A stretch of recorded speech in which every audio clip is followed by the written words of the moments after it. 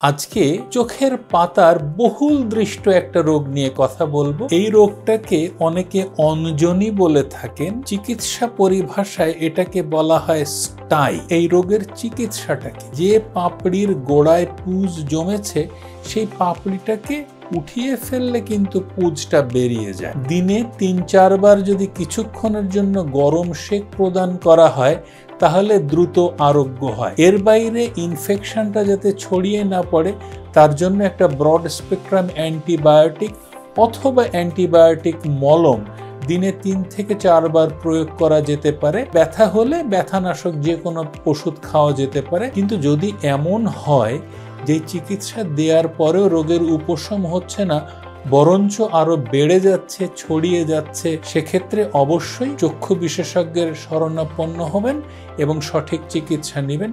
শুভকামনা।